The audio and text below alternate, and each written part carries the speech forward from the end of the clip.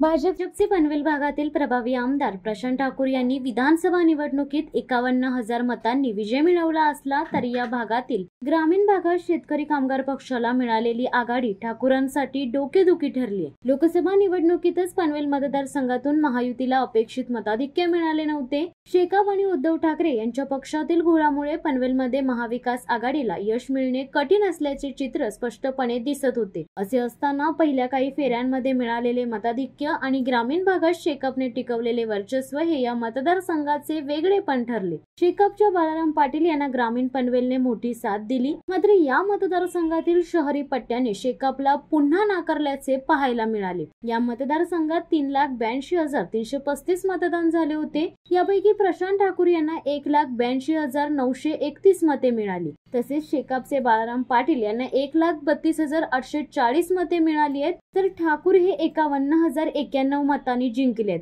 पनवेलमध्ये तिसऱ्या क्रमांकावर असणाऱ्या ठाकरे सेनेच्या लीना गरड यांना 43,989 मते मिळाली। मनसेचे योगेश चिले यांना 10,231 मते मिळाले। महाविकास आघाडीत ठाकरे सेना आणि शेकाप एकत्र लढली असती तर ठाकूरांचा विजय निश्चित होता असे मानले जात असले तरी त्यांच्या पुढील आव्हान मात्र वाढले असते। या निवडणुकीत सुरुवातीला 5व्या मतमोजणीच्या फेरीपर्यंत 1 ते 116 बूथमध्ये ओवेपेठ, ओवे कॅम्प, तोंडरे, कोयना, वेडे, देवीचा पाडा, डोंगऱ्याचा पाडा, शिरवली, पालेखुद्द, तळोजा, पेट्राली, तळोजा, पाचनंद, पेंधर, घोटे, घोट, खैरणे खुद्द, वावंजे, तळोजा, मजकूर, खुटारी, रोहिंजन, पिसरावे, नितळस, धानसर, धरण कॅम्प, तुर्भे या गाव आणि तळोजा वसाहतीमधील 81,907 मतांपैकी बाळाराम पाटील यांनी 34,891 तर प्रशांत ठाकूर यांना 34,207 मतं मिळाली। या परिसरातून बाळाराम पाटील हे आघाडीवर होते। ज्यावेळी 6व्या फेरीची मतमोजणी सुरू झाली तेव्हापासून खारघर वसाहतीची मतमोजणी सुरू झाल्याने चित्र बदलण्यास सुरुवात झाली।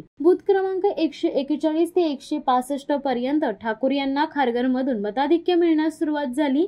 खारघर मधील मतदारांनी ठाकूर यांना 6व्या फेरीत 4,892 मतांचे सुरुवातीला मताधिक्य दिले। त्यानंतर 8व्या फेरीत कोपरागाव, बेलपाडागाव, खारघर वसाहतीचा काही भाग आणि मोरबे, रिटघर, खैरवाडी, रोडपाली, खिडूकपाडा या गावातील 16,780 मतांची मोजणी केल्यावर ठाकूरांचे मताधिक्य 11,638 ने वाढले। 9व्या आणि 10व्या फेरीत 29,081 मतांच्या मोजणीनंतर वळवली, दुंद्रे, केवाळे, वांगणी तर्फे वाजे, वाकडी, टेंभोडे या गावांसह कळंबोली वसाहतीमधून शेकाप पिछाडीवरच राहिला। तोपर्यंत ठाकूर यांचे मताधिक्य 10,851 पोहोचले होते। 11व्या आणि 12व्या फेरीत कळंबोलीचा निम्मा भाग आणि कामोठे शहराचा निम्मा भागातील 27,000 मतांची मोजणी केल्यानंतर ठाकूर यांचे मताधिक्य 15,593 ने वाढले होते। 13व्या आणि 14व्या फेरीत कामोठे शहर 29,000 मतांच्या मोजणीनंतर ठाकूर यांचे मताधिक्य सर्वाधिक म्हणजेच 22,974 पोहोचले होते। 17 आणि 18व्या फेरीत नवीन पनवेल, खांदेश्वर वसाहतीमधून 27,000 मतांच्या मोजणीनंतर ठाकूरांना 37,319 मताधिक्य मिळाले होते।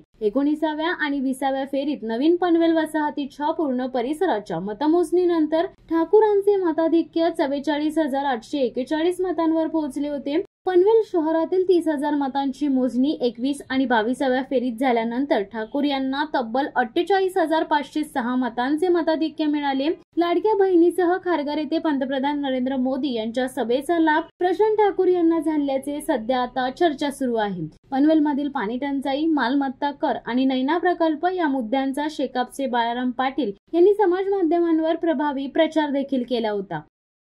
शिवसत्ता टाइम्स न्यूज ब्युरो, पनवेल।